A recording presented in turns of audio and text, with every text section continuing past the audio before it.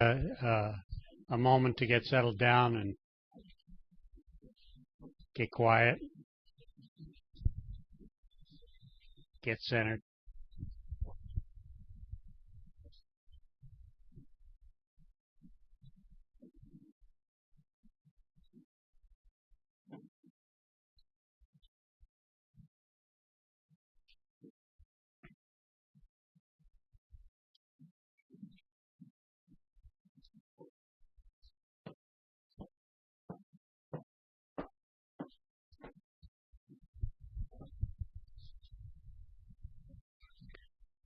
I want to give the mic to Dick here to start in just a moment, but I just wanted to say to all of you that you guys are the miracle, and you guys are what's going on up here. I watch the conversations, and I feel the energy, and I feel how you guys relate and connect with each other, and the real miracle happens when Dick and I aren't up here. Between all of you, and we're just messengers. We just got put in this seat to try to be the catalyst to start you guys on your journey and to help you have your experience. Well said. So first thing I need to do here is to issue a retraction. I was told during the break that when I talked about the spirit coming from booze, that some people thought I said it was coming from boobs, and I just want to tell you, I mean, the spirit does come from boobs too, but my wife, of course, issued that correction. So, anyways, it's crazy, isn't it? So we talked a bit. Thanks, honey. We talked a little about we agnostics, and we talked a little bit about and you guys were so great to share your experience, and Mary was eloquent in her I thought in her comments about engaging God. I think we see so often that that what can happen sometimes is people can use religion as an obsession, just like we use booze as a obsession. And I think one of the blessings that we have here in the program of recovery, be it AA, Al-Anon, or Alcoholics Anonymous, or being an addict, is the idea that we actually use God in a practical manner. I go back to my friend Chuck C. Again, he talks so poignantly about and practically about what does that look like. A lot of people in their comment talked about it. It's how do I engage God every day in my life? How do I take God to work? I remember a big question in my mind. I was in sales, and how do I do a good job selling and bring God with me?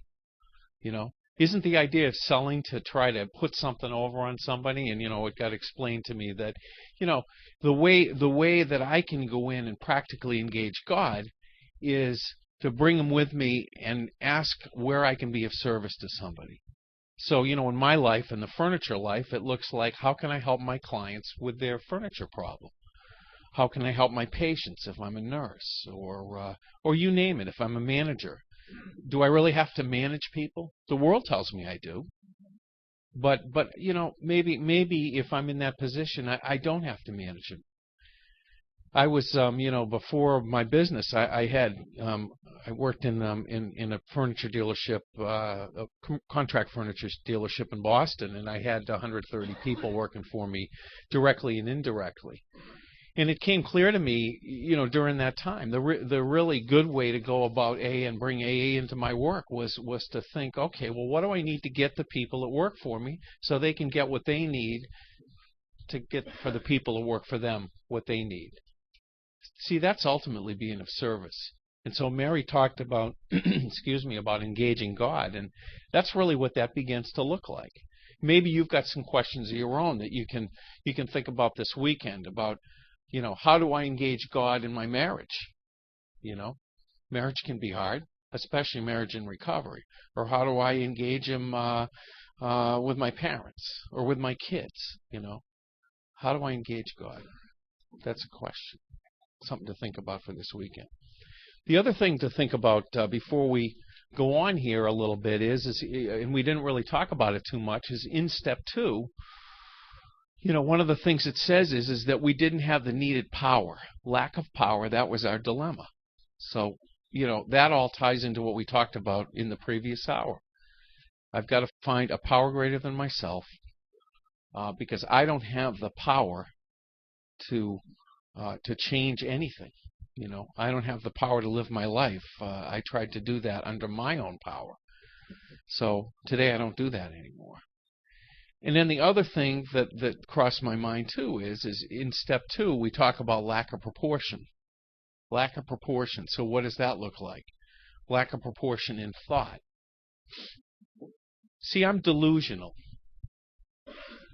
My untreated alcoholism leaves me delusional.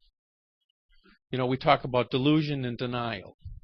The difference between delusion and denial is what? Delusion is a lie that we believe. It's as real as day to us. So, if I'm deluded about something, the way I look at it isn't true usually. So we can live in that. We can live in that delusion, and it's strong. It's strong. Look at an active alcoholic if you want to see delusion. The whole world can be falling down around them, and they think everything's going great. They're the last one to get the letter. So delusion and lack of proportion. What does lack of proportion look like? Lack of proportion looks like, I either see things in black or white. I have no grayscale. I either love you or I hate you. The switch is either on or it's off. So I always use the illustration of a sine wave. How many people know what a sine wave is? You maybe had it in higher math. Believe me, I didn't have higher math, so that isn't where I learned it. But sine wave I learned in electronics. Basically it's if you look at these lights right now, they're going on and off 60 times a second. So we can't really see it. That's what alternating current is. So it's plus and then minus, plus and then minus. And middle is called null or zero. So I always like to use the illustration of the untreated alcoholic. His sine wave is manic. It's this. It's I'm way up and I'm way down. And I'm way up and I'm way down. So what does recovery do? Recovery takes the sine wave and it compresses it and it flattens it until those high highs become less high and the low lows become less low. So we really get less manic in recovery. And that's really what proportion begins to look like in our lives. I always like the story I was telling to somebody last night. Lack of proportion looks like this. I talked to this guy one time, and he told this story. He says, I wanted a Harley. I wanted a Harley. And, I saved up, and I wanted a Harley, and I wanted a Harley. And finally, I got the money, and I went to the Harley dealership. And I got the Harley, and I rode it out of the parking lot and down the end of the street, and I didn't want the Harley anymore. Folks, I don't know about you, but I can 100% relate to that in my untreated alcoholism. The word discontent comes from the phrase restless, irritable, and discontent. No matter what it was, I lacked proportion in my thought. So, that's all a part of step 2 and all a part of what we look at as we begin to march towards the Spirit. We're really beginning to, see the unmanageability in our life like we did last night. Believe that a power greater than ourselves, whatever that power is, can begin to restore us to sanity. And what is sanity? It's that high and low, compress that sine wave, and then we begin to get well. For the last 18 years, I've watched this happen on my couch. See, I know that I'm not an iteration. I know that, or I know that I'm just the real deal, because I get to watch people and the same thing happens to them. So if you're at the beginning of this thing this week and you really don't know or understand it, or you're checking it out, or you're trying to figure out where you're at, know one thing. Know a truth. And the truth that a lot of people in this room will tell you is that, we can go and get sanity in the program of recovery of Alcoholics Anonymous. So we're going to take that thought now, and Malcolm's going to move it forward, and we're going to talk a little bit about the surrender.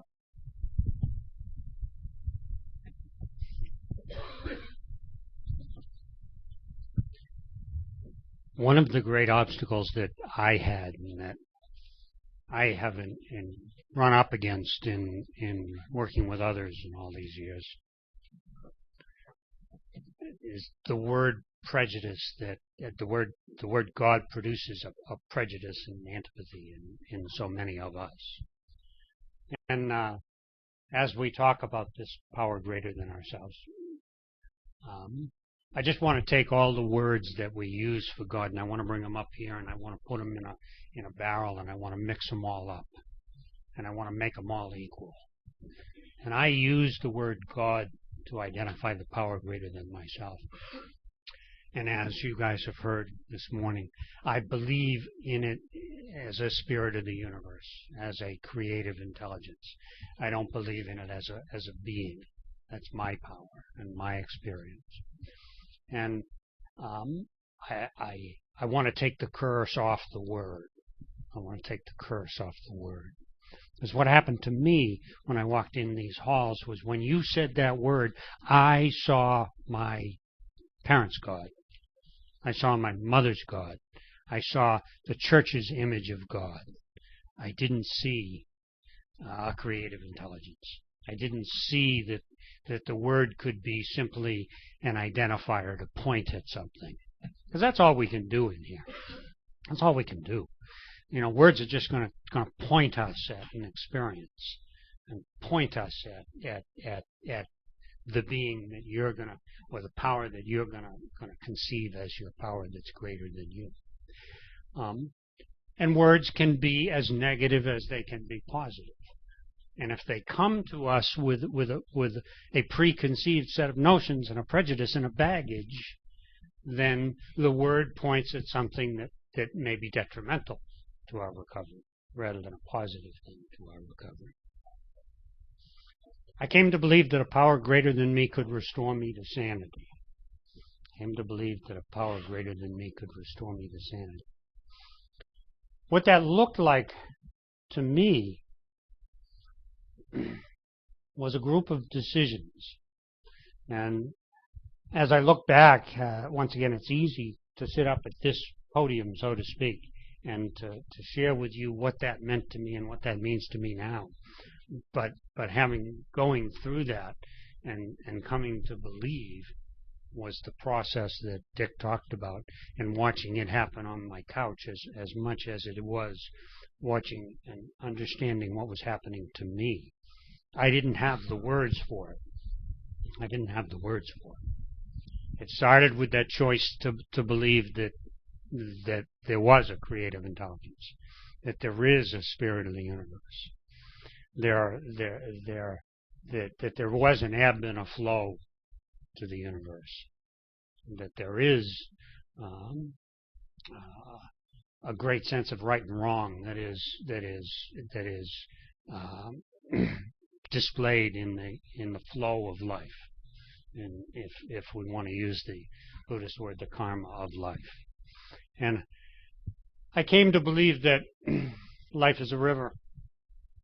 And, Cheryl talked about getting in the boat and going out and being alone. But this river, we get in the boat and we begin to flow with the river of life. We begin to accept life for what it is. And we begin to go where the river is going. See, I spent my life paddling upstream. I spent my life going from one side of the river to the other. And I'd run into the dock, and I'd run into the bridge abutment, and I'd capsize the boat. and I'd be struggling to try to get back in the boat, and now I got to bail the water out. In truth, if I take my oar and I ask for God's guidance to keep the boat in the middle of the river is going to go where it's supposed to go. The river is going to go where it's supposed to go. So what the step 2 looked like to me was come to believe that a power greater than me could restore me to sanity. Well, we talked at great length about the unmanageability of my alcoholism and the unmanageability of my life. Can I believe that that's insanity? Can I believe that I am insane? Well, I have a mind that refuses to accept the fact that I am not right. I have a mind that puts me at the center of the universe. I have a mind that doesn't work. It doesn't work. I have a mind that just doesn't see things the way they really are. The truth has become the lie has become the truth. So, okay, I'm insane. Maybe I could only believe that I'm insane with respect to alcohol at first. If I'm insane, do I want to be restored to sanity? Do I want to be restored to sanity? And if I want to be restored to sanity and I don't have the power to restore myself to sanity, am I willing to let a power greater than me restore me to sanity? So what are the decisions I make at some point along the line in step 2? I believe that I'm insane. I want to be restored to sanity, that there is a power greater than me, that I'm willing to let that power restore me to sanity, that I'm willing to let that power restore me to sanity. So my vision of my God and that power became practical. It became simple. It became not complicated. I didn't have to have an answer. I didn't have to answer to all the questions of the universe. I didn't have to embrace a religion. I didn't have to embrace my parents' God. I didn't have to struggle with the concept. I could put all the terms into the barrel.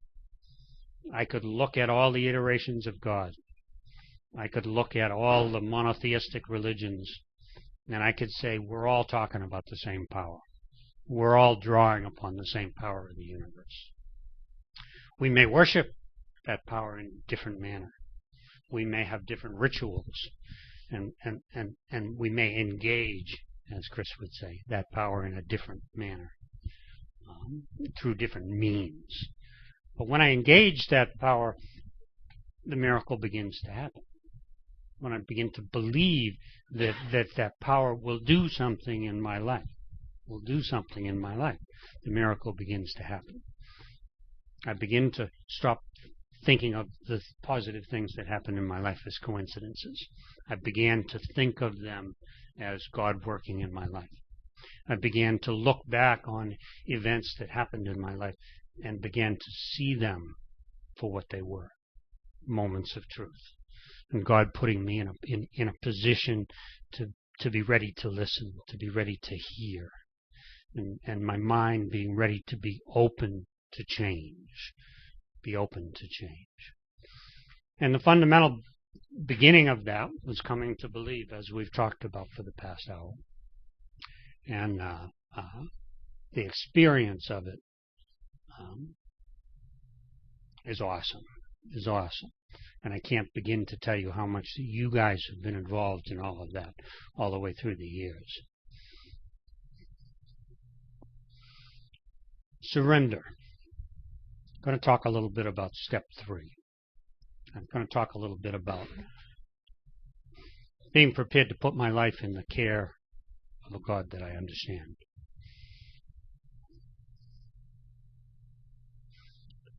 For me, my experience with surrender was very visceral, very real, and very practical in life.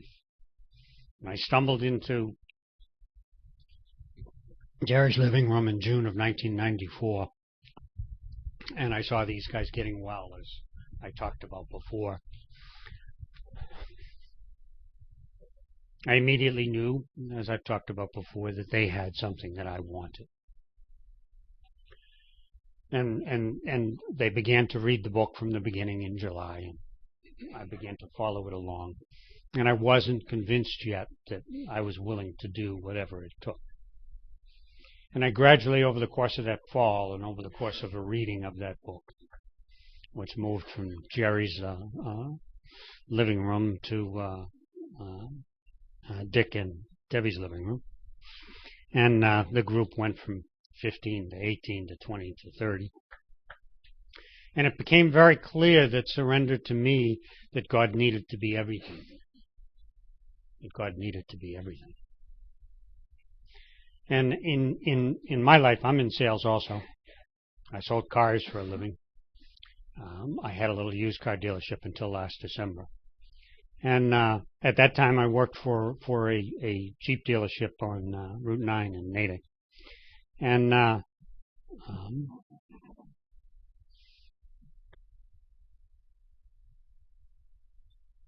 had been medicated since 1987. In 1987, when my second wife left me, I couldn't see making my living in the depths of the depression that ensued, in the depths of the anxiety, and the pit of my stomach would be churning every day. And the best I could manage was 3 or 4 bites of a sandwich. So I ran off and I got myself medicated. And I looked for a quick fix, because I had to make a living, and I had to make the child support payments, and I was about to be 2 child support payments instead of 1. So I got medicated in October of 1987. And getting medicated for me, and I'm going to speak about my experience with that as my experience, okay? And each of the people that I sit with and work with, we talk about their experiences with it. But these aren't universal experiences that we can apply across the board. You all have your own experiences with this. And they treated my depression, and it became a self-fulfilling prophecy, in that the more that I went and the more that I got treated, the more that I learned how to tinker with this and how to manipulate this and how to manipulate the system. And if I felt a little bit off, I could go and talk to the shrink every month, and maybe I'd get something a little bit different, or they'd give me a little more medication, and so on and so forth. And eventually the trial of this medication I was on ended, and they got me on Prozac, and then that wasn't working fast enough, so they got me on disipramine in addition to the Prozac, and then somewhere along the line we tinkered with that, and we added Klonopin to treat the anxiety, and somewhere along the line we played with that, and we said I'm ADD, and we threw Ritalin at the deal. So I was a mess. I was a mess, just a mess. I can't even begin to tell you. And Jerry said to me, well, you know, depression's a part of the disease of alcoholism. It's part of untreated alcoholism. And, you know, your sensitive emotional nature doesn't allow you to pay attention to anything. And you're restless, irritable, and discontented. And this is all a product of your alcoholism. We're going to have to talk about treating your alcoholism, not the symptoms of your alcoholism. And God was either going to be everything or he was going to be nothing. God was going to be everything or he was going to be nothing. December of 1994, I dove into bed for a couple of weeks, and I detoxed over 2 weeks from all of these pharmaceuticals. And it was a very, very difficult couple of weeks. I got out of bed on the Monday night, and I took 1 Klonopin, 1/2 of 1 Klonopin, to make it to the Monday night meeting to see Jerry and Dick and Dana. And I'm not sure these guys knew how much trouble I was in at the moment, but I was struggling pretty hard. But this too shall pass. And it passed. And I trusted and relied that Jerry was right, and that God would do for me what I couldn't do for myself. And at the end of the 2 weeks, I was okay. I was okay. And I was excited. I was excited to move on with life. This was my surrender. This was the moment that I was going to put myself in God's hands. And I jumped off the cliff. I jumped off the cliff, and the net was there. And the net was there. It's a great story. I remember that. I do. I remember that. I was thinking as Malcolm was talking, just to go back a little bit in my story and just tell you that I was about 9 or 10 months behind Malcolm. We had been going. Gene Fahey, who was I talk about a lot, my brother in AA. He's out in Central California now. He runs power plants. So he left us about the time Jerry did, 1998. Gene and I met in my third day sober, going into the Friday night meeting in Milford, and he was a Japanese Irish cowboy from Denver, Colorado. It's the best way I can describe it. He's about my height, but he's built like a bull, and he was about 29 and I was about 40. And one time he said to me, Dick, he said, you're a yuppie and I'm kind of a cowboy, and he said, if I saw you in a bar, I would have just kicked the shit out of you. I believe it.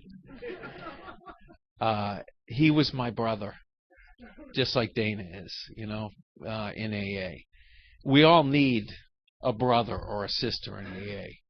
I don't want to get off track too far here, but I will say that the most powerful recoveries that I see in the program of Alcoholics Anonymous exist when two people can give themselves to each other and really, really open up. And for me, that was awkward with Gene at times. It didn't feel comfortable, but I kept doing it, and eventually we became pretty close.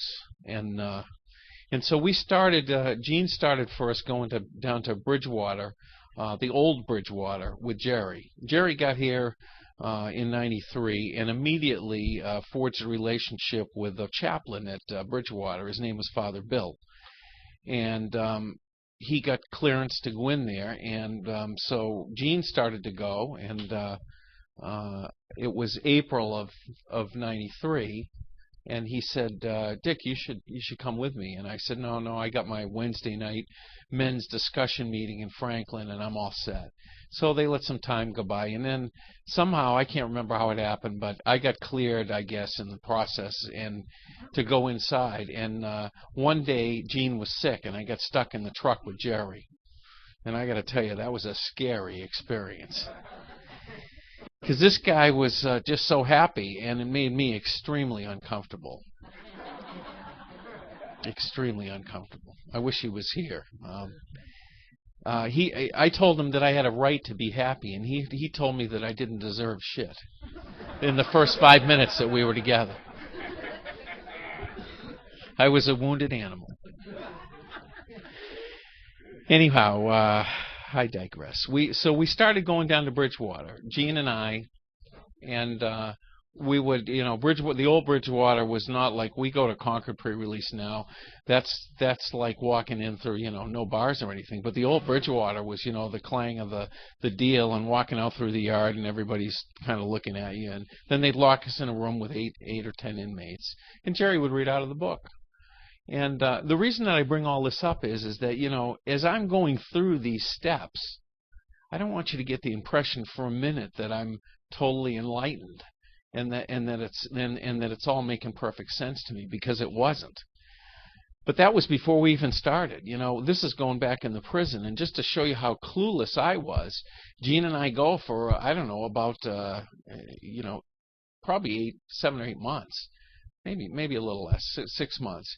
We make that drive every Wednesday night down. We eat dinner. He has the same thing, a glass of milk and a hamburger. We go in. We get a meeting on the way down. We get a meeting at dinner. We get the meeting of the meeting. Then we get all that in reverse on the way back. Some of the most fondest memories of my sobriety are riding in that big Dodge Cummins diesel pickup truck back and forth to Bridgewater. And at some point, the light went on in my head, and I said, wow, he's doing something here. We're not just going down and flirting with the prisoners. He's actually doing something. Maybe we could do this. And so I asked him, and he said, sure. He said, I have one guy that I'm finishing up with. It was Malcom's sponsor, Rich Fielder, and that was in August. And he said, when I'm done with him, why don't we start? We'll get some guys together. So we started in September of 1993 in his living room, and we would have a potluck. Dana was there, Ben Martin, me, and some other people, and we would make something, navy beans, and we'd bring like the crock pot, and we'd have dinner. He had this little tiny kitchen that it was, like a little 4-foot table, and we'd all cram in at the table, and Gail would show up, and we'd clean up, and then we'd go in his living room, and he'd read to us. And I remember being so hopeless at that point. I talked a little bit about it last night, but I was at a place where I really didn't think this was going to work at all. I really didn't believe it was going to work. But what the hell? I had nothing to lose. Nothing to lose, because I didn't have any other answers. Malcom talked about it a little. A couple of you did too. It's like, just to go back to the first step for a second, it looks like I don't have an idea in hell about how to run my life. This is 3 years sober. Once again, I'm completely baffled about how to negotiate life. I just don't have a clue. I'm back in the worst depression and anxiety that I've ever had, and I just work isn't going so hot at the time. I had lost that sales job, and they stuck me in the service division, and I was traveling a quarter of the United States, and I was pretty wounded about that. My ego was extremely fractured, and so as we got up to step 3, taking this whole idea about making a decision to turn my will and my life over to a power greater than myself was daunting. But I figured, what the hell? I don't have a clue about how to do this. So what other choice do I have? Back to what Don said, complete and utter desperation. I was out of ideas. And I remember sitting on his steps, in the front steps, and talking to these guys, and just, whoa, is me, it's just, it's self. And I'm going to read about it in a minute, because I love this chapter of the book. It's the most descriptive part of the alcoholic that you could ever see. My life looked hopeless. So when we talk about this made a decision, my friend Janice out there, that everybody was picking on last night, by the way, she uses the little story, if I can borrow it, about this idea of a decision. It's like going on vacation. When we go on vacation, there's some things we have to do before we leave to go on vacation. We don't just go on vacation. We have to make a reservation. If we're going to Rome, we have to make an airline reservation. We have to make a hotel reservation. We have to figure out what our tours are going to be, what our meals are going to be. Those are all things that we have to do that lead up to that decision. Make a decision. So that's all it is. It's doing those things necessary that lead up to that decision, and then doing it to the best of our ability. I got to tell you, I did the crappiest job at this whole thing in all the steps, and it worked anyways. It worked anyways, because I didn't do it. All I did was try to comply the best I could. I look back at it, and geez, I'm not the poster child for recovery. I can tell you that. I just the thing was unbelievably half-assed. So when we got to the point at Jerry's where we're going to take the third step prayer, which we're going to do in a little while here, I half-heartedly believed that this would work. I wasn't 100% sold. I really wasn't. And I used to run into a lot of people in AA that would talk about the third step being the place where they got hung up. They said, because again, if we go back to the sine wave and the lack of proportion, if I lack proportion in thought, what that lack of proportion is going to tell me is that I've got to do this perfectly, or I'm not going to have the right juju, and it's not going to work. That's what it is. And that isn't it at all. God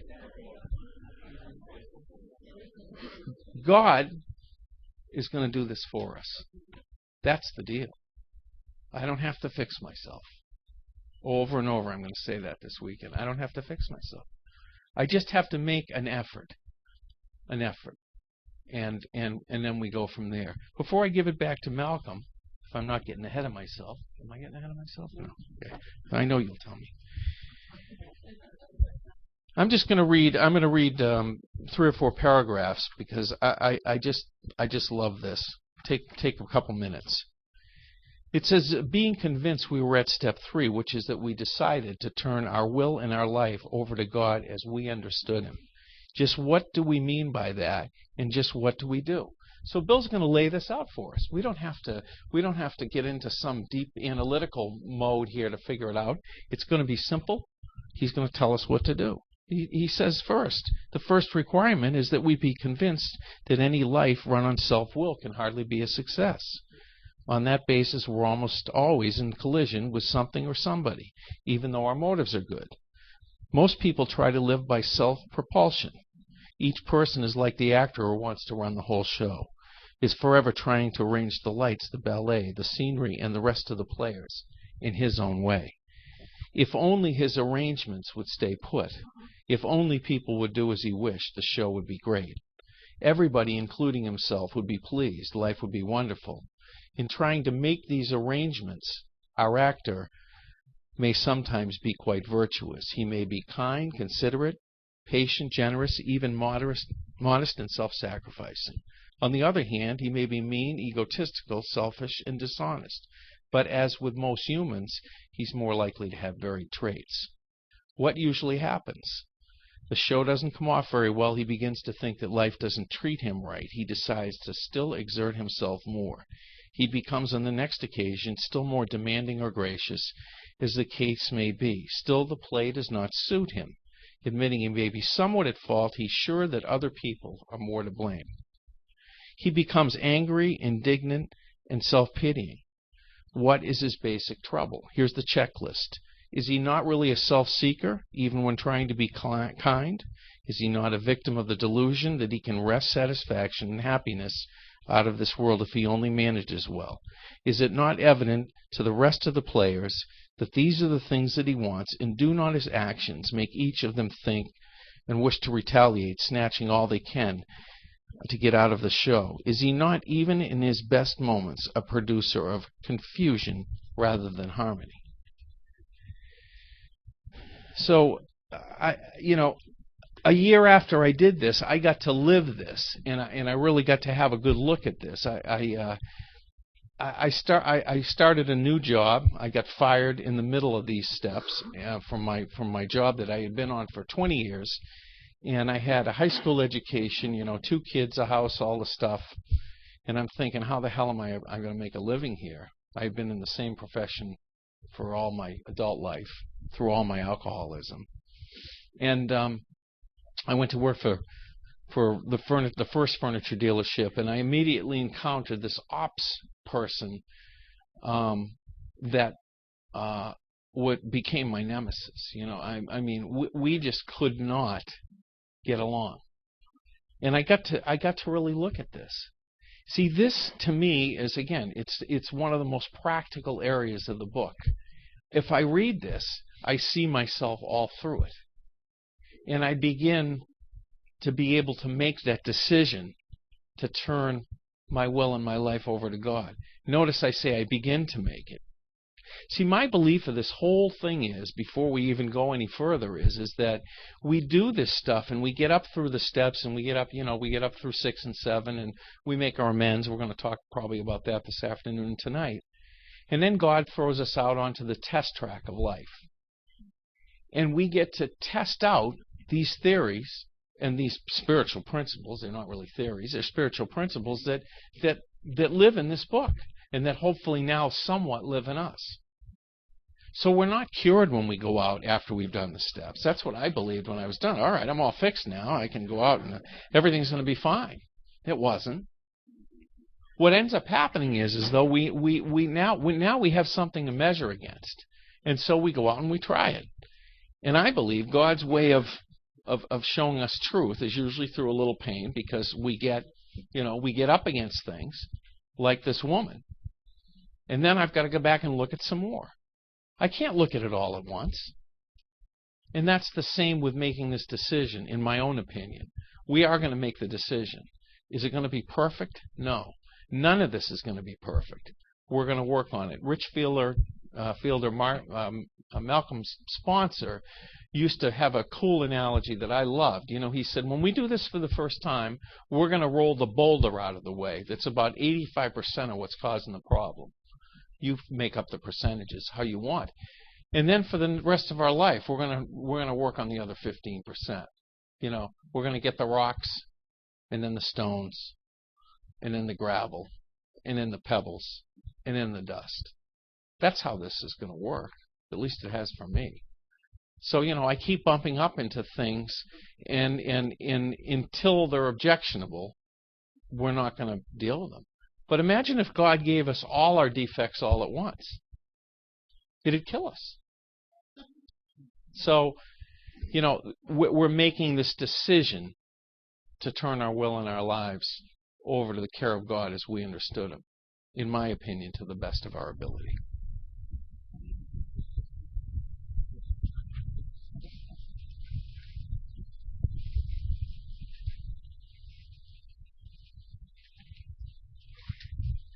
He is the Father and I am the Son.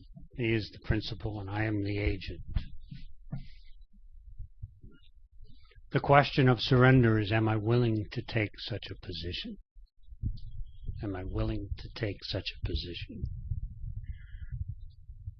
The action of surrender takes place in 2 paragraphs before the 3rd step prayer, which I'll get to in a couple of minutes. The action of surrender in this alcoholic's life was pretty ugly. It was pretty ugly. We just talked previously about the 2 weeks in December, and I began to read the book that New Year's Eve with Dana and Ben up at Spectrum House. And I hadn't done the work yet. So the spring of 1995 was a constant chase to try to get me to get my work done while I'm reading to these kids at Spectrum House, ostensibly presenting myself as recovered. So you guys can imagine what that looked like. In late January, I think it was January 24th, I had decided in the course of January that my situation with this particular car dealership was untenable. The truth of the matter was the resentments in the building were too great. And as Dick talked about his nemesis, well, I had too great a resentment towards the management and towards the dealership and its practices. So I think it was January 24th I gave notice, and I said I'd stay till maybe the end of February, and I was going to move on. Now, mind you, I've got 2 sets of child support payments, and the 2 kids from the first marriage and the daughter from the second marriage, and I have no idea how I'm going to make a living. And on January 25th, I get a phone call about 8 o'clock in the morning. I'm already at work. Maybe it was 8:15. And it's my wife, and the house is burning. And the house didn't burn down, but it burned. It burned. And the contents in it burned. And here I've given notice on my job, and the house is burned, and I'm going to walk happily down this avenue in Alcoholics Anonymous, and God's going to be the principal, and I'm going to be the agent. And I need to accept this, and I need to accept this. And I did go on and leave that job. And in the course of 1995, I had 5 jobs. And I earned less money in 1995 than any of the previous 10 or 15 years. And I went bankrupt in October of 1995. I was discharged in January of 1996. And there was a dark cloud that hung over my life from that December through about May. And, Dick talks about this didn't look perfect. Well, this surrender didn't look perfect. And the work and the writing that took place in the course of that spring was the most abysmal example of inventory that you have ever seen. And I've got to tell you, it was the best that I could muster. We're going to talk about inventory this afternoon, and I'll talk a little bit more about it, but it was the best I could muster. And when I did my 5th step with Jerry and sat in his basement in May, by now Richard Fielder had moved off to Florida and deposited me on Jerry's doorstep. And yes, a good thing. And it worked anyway. And the cloud lifted. And just one day I just realized that I could do a little bit more than get out of bed and go to work and come home and sit down. Because for a long time, that was the best that I could muster. The best that I could muster was just to get up and go through the motions and get through the day and survive. I want to read those couple of paragraphs, and then perhaps we can do our 3rd step, and then perhaps we can spend a little bit of time getting some thoughts from you guys. Does that sound okay? Let me read these couple of paragraphs and get us up to our 3rd step prayer. This is the how and why of it. How and why of it is that you're blind. And I went to the doctor, and I have 20/20 vision. It's just, You're just old. I'm getting old, and I need more light. First of all, we had to quit playing God. It didn't work. Next, we decided that hereafter in this drama of life, God was going to be our director. He is the principal, and we are his agents. He is the father, and we are his children. Most good ideas are simple, and this concept was the keystone of the new and triumphant arch through which we passed to freedom. When we sincerely took such a position that God was the principal and we are the agents, all sorts of remarkable things followed. We had a new employer, being all-powerful. He provided what we needed if we kept close to him and performed his work well. Established on such a footing, we became less and less interested in ourselves, our little plans and designs. More and more we became interested in seeing what we could contribute to life as we felt new power flow in, as we enjoyed peace of mind, as we discovered we could face life successfully, as we became conscious of his presence. We began to lose our fear of today, tomorrow, or the hereafter. We were reborn. Wow. This is the action of our 3rd step. We were now at step 3. How would you like to do your 3rd step? And would you like to do your 3rd step? Yes. Would you like to sit there and we'll all share it together? Would we like to get up and join hands? Okay. Now that sounds like a consensus.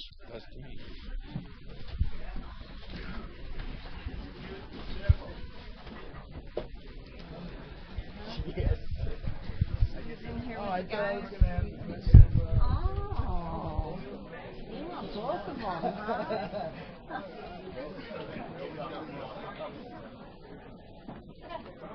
But you're great, so it sounds so nice. Just like the car line.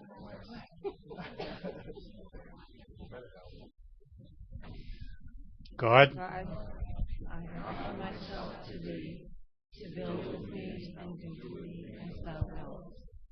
relieve me of the bondage of self, that that I may better do thy will. Take Away my difficulties, that victory over them may bear witness to those I would fulfill. of thy love, thy love, and thy way of life. May I do thy will always.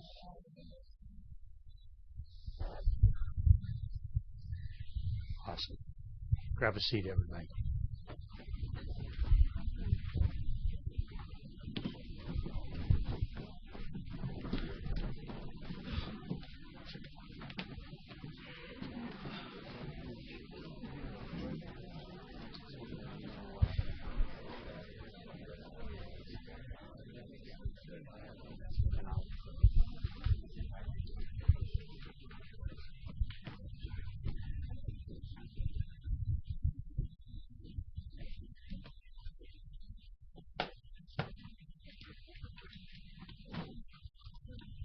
Wow, where to go from there?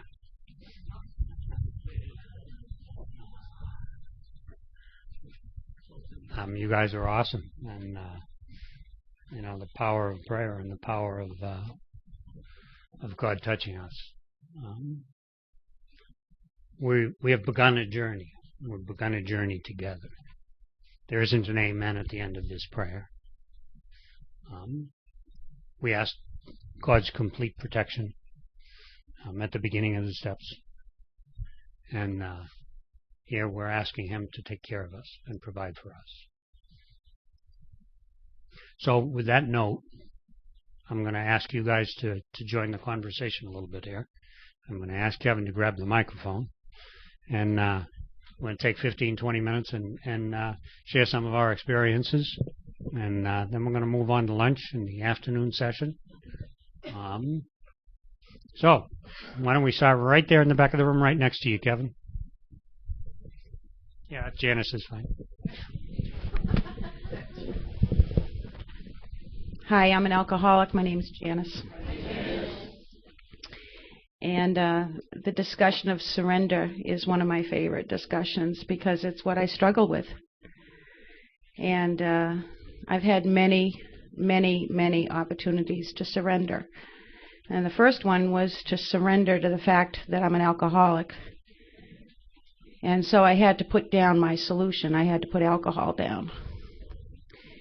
And I did that for a long time, went to a lot of meetings, sat up front, shut up, got a sponsor who basically had absolutely no idea what to do with me, and didn't drink for 8 years.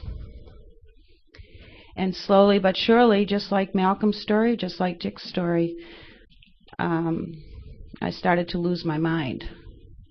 And I was restless, irritable, and discontent, and I was very, very bored with Alcoholics Anonymous. And Jerry had appeared, and Dick was getting better, and Malcom was getting better, and Dana was getting better, and Ben was getting better, and Debbie was getting better. And once again, I was on the outside looking in. And I hate that. But it took some pain for me to surrender again. Because I stood around on the outside watching the inside get better, watching everybody else improve and be happy, and I was getting more and more miserable and more left out. And Don Pritz has a way of saying that God uses whatever's at hand. And sometimes He uses our character defects to nudge us along. And so my feelings of being alone again and my feelings of being left out again. And it was actually Dana flirting with a little girl at the meeting that got me there. Tony.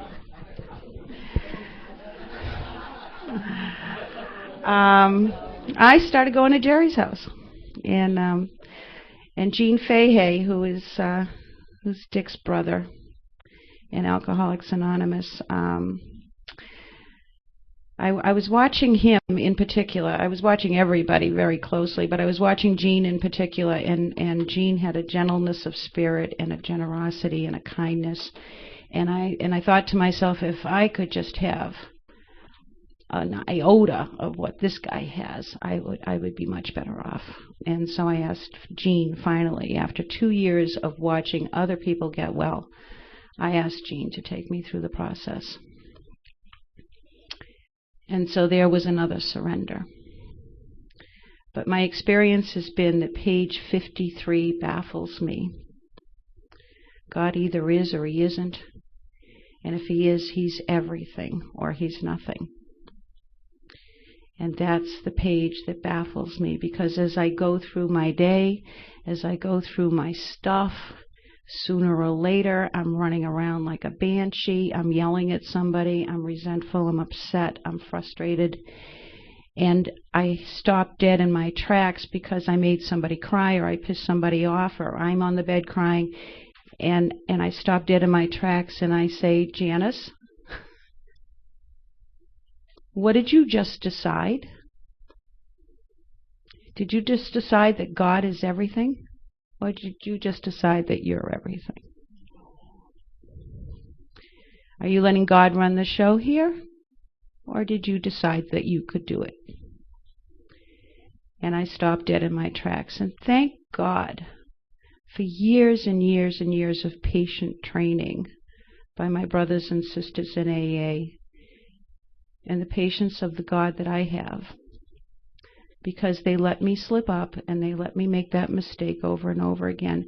And every time I get closer and closer to the God of my understanding. A few years ago, up in Portland, there was a conference going on, something like this one, a little bigger. And at some point during the conference, this guy came up to me and he said, Janice, would you be willing to speak on steps 6 and 7? And I had been so well trained by my peers that instantly I said yes. And the minute he walked away, I started looking for him and had a panic attack. And I had to find him, and I had to tell him, oh, I made a mistake. I can't do that.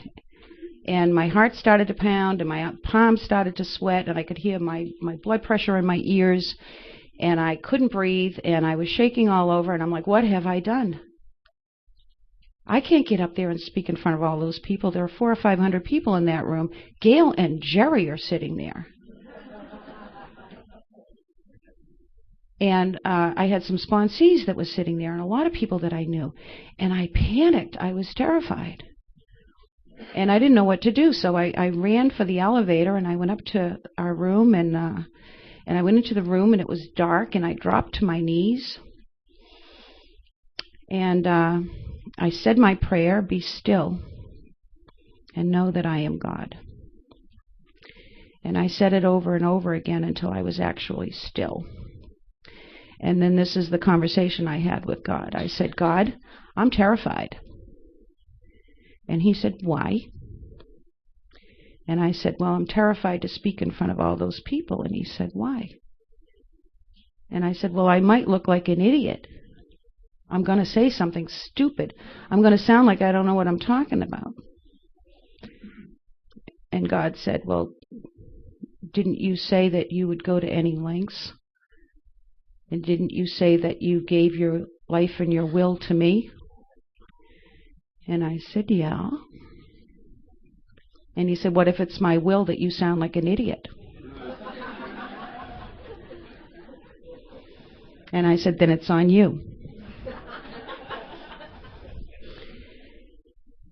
And I went up to the podium.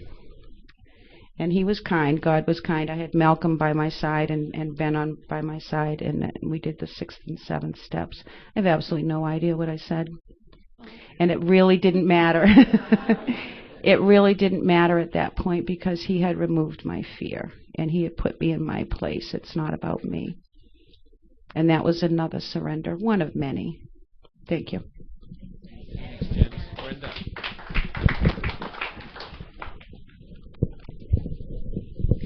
Hi, my name is Brenda, and I am an alcoholic.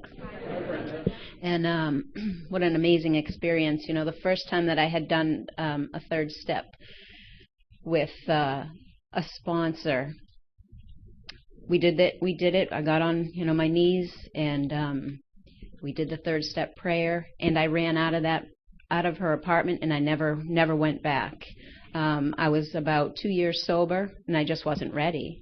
So fast forward 5 years later, and I am in such emotional pain, desperate. You talked about that last night, that substantial desperation. I had that, and and it was all about me. It was all about how to get this pain that I was feeling out of me. And and I didn't take that first step. That's where I learned about alcoholism. I knew I was an alcoholic. I didn't know what it all entailed. And so for the first time reading Doctor's Opinion, more about alcoholism, wow, I'm an alcoholic, and this is what makes me an alcoholic. And then when it came to the, second part about coming to believe in a higher power, I didn't have it. And my sponsor said, if you don't have it now, it's okay, you'll get it. So I kind of, faked it till I made it. And then when I did my third step for the second time, still not feeling it, not truly believing that, I had a higher power. And, so I went through the fourth, fifth, and the preceding steps to the best of my ability, which was, not wonderful. And pain, which is a great motivator, got me, because after doing this work, no matter how great you do it or how poorly you do it, something happens. And, the pain of not truly giving yourself over to your higher power, my God, after doing these steps, brought me to such a deeper emotional pain, because I knew there was a different way. I knew there was a solution that I was not living, and so that took me to my biggest, and it was all, I was still running the show. I was still being the director, thinking that other things were gonna, make me feel better. If I just get out of this marriage, which is a great marriage, but if I leave it, because I've changed, he hasn't changed. So if I leave him, it's all going to make it better. And that's not how that one goes. I knew, anyways, deeper emotional pain, and I fully surrendered. And, and I had to admit that either God is everything or he is nothing. No longer could half measures avail us nothing. I finally got that. These things started to make sense, and I started implementing this third step into my prayers. That's when I wake up in the morning, it's the first thing that I do, and I actually fully surrender, not just inside, but I actually surrender my body. I get into yoga pose, child's pose, and I am fully surrendered. There's not much more surrendering you can do in that pose, and and I have to give myself over to God, every part of me. My marriage, which, I still try sometimes to, control it a little bit. And I just got to say, you take it, God, you take it. And it's in the book. It's in the book, page 68 and 69. It'll help you. And that's what I know. I'm very grateful to be here. Thanks. Who's next?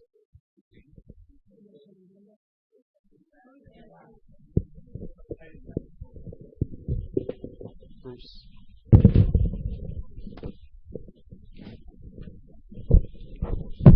I'm Bruce. I'm an alcoholic. That little baby you see around here, his grandfather, which he never got to see this grandfather, and his sister never seen the grandfather, was my kid brother, and he brought me into AA in '89. So I know Dean, I know Jen, I know Ben, quite a few of them. I came in the same month that Ben came in '89, and so I had a year of in the program, and he died, and then the lights went out on God. I mean, when I was 7 years old, I was in the hospital, pronounced dead, and after that, I asked when I was in the orphanage to baptize me because I didn't want to go to purgatory. So I loved God, and then I went to the orphanage for 4 or 5 years. I was an altar boy, and I still loved God. But when he took my little boy, my little Brian. I watched him slowly over 3 months. I was in the hospital from an accident. He snapped his neck, and I watched him slowly. His eyes were moving, for saliva, his mouth was moving, and I wanted him to live. Today, I say maybe it's a grace that he doesn't, because I see it every day. He had 98% brain dead, and I wanted him to live, and I hated God from then. And then he took my brother. I hated him. Then he took my sister. I got a year, but then I lost that year back in '91 when my brother died. And he took my sister's daughter, which was 30, left with 3 kids. He took my nephew, 20. And this is from the disease, them right there, the two, 20 years old with a 3-year-old. And you think, I'm not hurting nobody. That 20-year-old drank 6 beers and 2 pills, and it killed him. The little girl's on my lap in church saying, I want to find heaven. Why? First time ever in church. I want to see my daddy.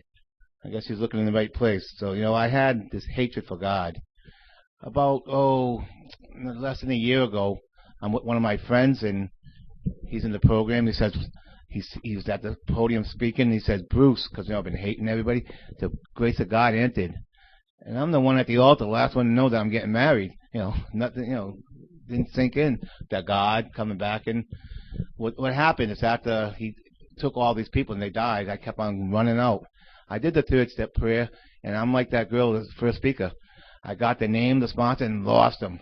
And like this girl speaking here, she's saying, Dalton Thomas, I doubted, I hated God. He didn't put billboards, he put signposts, he put billboards up. That guy talked about the fire. I lost my house, and when my grandson was born, down Florida, that one that I called last night, Bill Wilson, I stayed longer. I came home, it burnt, and I bought a shirt down Florida that said, Holy Divine Son, Holly Davidson. Like, my fire burnt the whole house inside a lot. It burnt the TV. That Holy Divine Son with God with a crown on his head did not burn. The picture I got of my son that a guy made was a Bible. It only bubbled on the top. The God, I went back to Florida, and I seen the date of my accident, my jackpot, my biggest jackpot, 4777. I got off the highway, I called up, here's God talking, like, and I didn't believe in him. I called this number, and the guy says, oh, there's a meeting tonight. I said, yeah, I got to get to one. I just seen the date of my accident, and I got nervous. Within 45 minutes, he told me where to go. The guy at the door said, hey, is it the meeting? Yeah. Shh. And he gave me a book, and I goes in and sits down. And then I get up and share. I said, the irony of this is, the guy that I called up in the clinic, he was in a detox place, his name Brian. My loved one that I watched slowly die and thought he was going to live was named Brian. And the second irony, the guy at the door gave me a book, his name is Kevin. That little baby you seen, his grandfather was named Kevin, that brought me into AA. They're both in heaven. And if that ain't, one guy, woman wouldn't let go of my hand, one guy whacked me on the shoulder. I love you, brother. If that ain't like, God keeping me in contact, keeping me, like I hated, and I shoved him, I wanted to slam his door. This past year, I had my birthday, and I had my 1 year from 20 years ago chip. And I've been coming for 20 freaking years and hating God. The judge said, we won't take your license. You lost enough. I kept myself in prison for that long without no sentence. The ones with no bars on. Been to hell, back, and still, and now I'll tell you the one more and I'll shut up. Because I drank over all the ones I lost. This past year, my sister of that girl that I said she OD'd, her mother had 15 years, and that's her second son, that child that died, went out after 15 years, and she died. 2 days later, my father died. And there's not an irony there, because when he was making his arrangements for the funeral, he said he made it on 6/23. That was my son that's in heaven, his birthday. My father died 2 days later. 2 months later, my mother died, which was 2 days before Christmas. And 2 months ago, my brother died. I lost 4 in a year, and I didn't pick up. I didn't go crazy. I didn't go drinking, you know. And I always say, you know, the Indian on One Flew Over the Cuckoo's Nest ain't got nothing on me. I broke out of 2 nut houses. I've been there, you know. It's a bitch. I couldn't get step 2. Came to believe. I didn't know they were talking about God. Restore me to sanity. That's all I wanted. I was so behooved, you know. And today, I don't hate God. I don't know why. What changed? It's a loving God now. Not that hateful one. Thank you. We're nearing the end of our session here. And I just wanted to touch on, we've talked about God is everything and He is nothing. For me, when I say God is everything, God is everything. God is good, God is bad. God is light, God is darkness. God is the sun, God is the darkness. God is the moon. God is life and God is death. God is health and God is sickness. If my relationship with God is based upon God being good to me, I'm in serious trouble. I need to accept God and God's world. All its foibles, all its rights, all its wrongs. I need to accept that there are Catholics and there are Buddhists and there are Muslims. I need to accept that there are good people and there are bad people. I need to accept that there's love and there's hate. It needs to be okay. It needs to be okay. If it can be okay, then I can accept myself. And I can accept all the people around me. I can accept them for what they are, not what I would have them be. And I can accept that when I'm agitated and irritated, and when I'm not centered and I'm not well, I can accept that it's me, that I am the problem, that I am the problem, and I am always the problem when I'm in that state of mind. It is never you. Some person, place, or thing is doing something that I cannot accept. So I'm agitated, so I'm irritated, so I'm angry, so I'm resentful, so I'm afraid. Always my problem. Always an issue of surrender and acceptance. Would you like to make some closing comments? We're going to break now and we're going to have lunch. We're going to break for a couple of hours. Lunch is laid out. Let's try desperately to use our tickets. Okay. Yeah, and see Dick about any sort of registration questions. Some of you guys need to put this room back together because there's a 2 o'clock meeting in this room. So I need your help putting this room back together and making it meeting ready. And you had a question, Gerard? That was a comment by the staff that they find everybody not to feed barley because... Oh, yes. Yeah. Please do not feed barley. The dog.